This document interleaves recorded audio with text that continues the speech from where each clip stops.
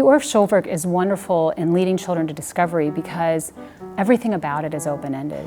It's all about the creativity and releasing that from the child, whether it's from the playful movement and from the movement aspect, the fact that they're creating their own melodies, taking melodies and snippets and putting them together to discover known melodies. The whole process is a journey of discovery.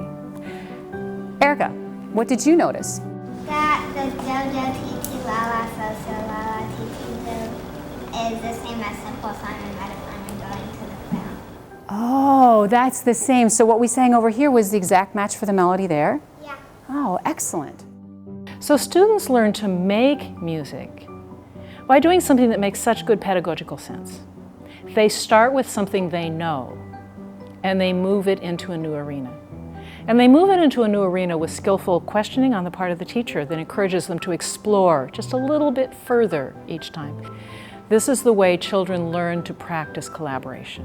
They practice communication, they practice critical thinking, they practice creativity, and the Orff Schulwerk teachers have mastered this for years.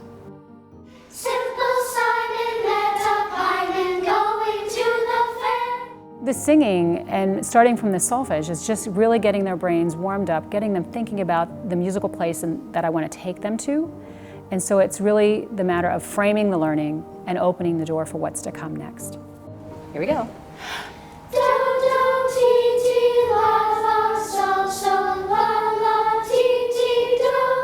I want to do it twice in a row. Can we do it twice in a row? Yep. Here we go. The children learn through exploring and doing things and manipulating things for themselves. So as a teacher, it's very thrilling to be able to teach music that way and know that you are engaging children in the way they most like to learn. So if you were Simple Simon and you were this happy-go-lucky little guy, how would you move? I'm going to play the la la la part of my recorder, and I'm going to see how might you move if you were Simple Simon. Stand up. Carl Orff recognized the fact that music and movement were intertwined, and they really go hand in hand and are joined. There's nothing that brings music to life more than the attachment of music and movement together. It's that marriage that makes the magic in the Schulwerk. You both could skip around together doing the same thing. One person could be stationary, the other person could be moving. Two people could be moving at the same time. If there's more than two people, how would you work that out? I don't know. I'm going to let you figure it out. When you're watching children in the creative movement aspect of the Schulwerk, you see the joy on their faces. That's when the music really comes to life, and that's when they really take ownership of it, because it's their ideas. They're creating the movement. They're creating the journey and the pathway that they're going on with this music. The element of play is really important in the Schulwerk, and we can draw from various games that children love to play to begin to sneak in some of these concepts that we want them to apply in more complex pieces of music.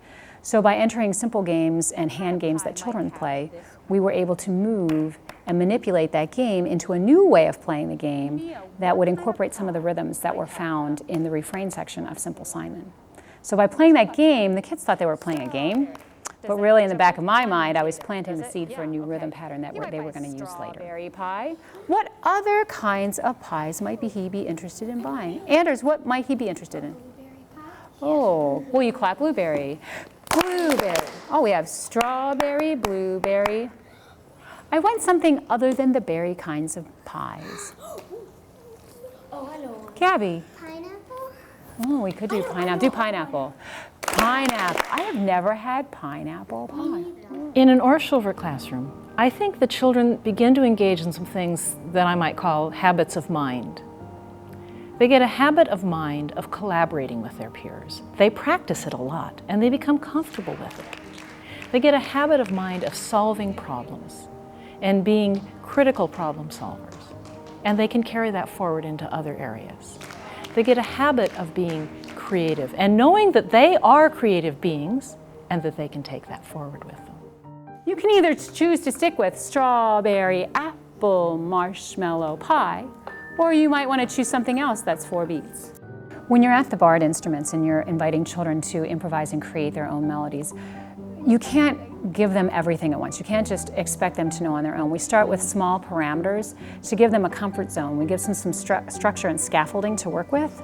And from there, we open up the door and gradually invite more tones in so that they are working with a larger spectrum of sound. And then, just by playing it with on their own, they make these discoveries like, gee, it doesn't sound finished when we end on this note. Or if we end on a quarter note, it sounds more final. They begin to create their own musical meaning, something very abstract such as music, in a very concrete way on an instrument where they can play with and fool around with the different notes and different bars and actually make some meaning of this very abstract thing we call music. Do you have to stick with the same rhythm? No. Does it have to be 8 beats? Yes. Yeah. Has to end on do, has to be 8 beats. When we ask children to improvise, we set them up with parameters that we know they're going to be successful in. And we ask them to complete tasks and challenge them with tasks where we know they have the confidence to share with others, where we know they will feel successful. Ready, 2 of them, go.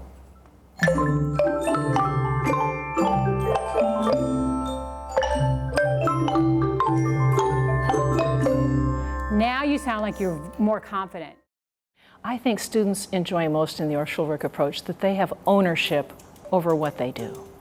It's theirs. It comes from them. It's not laid on them, and they're not trying to live up to an expectation that a teacher says it has to happen and sound like this. They create it. And in the process of doing that, they learn very quickly when it's good as well. They know that because they own it.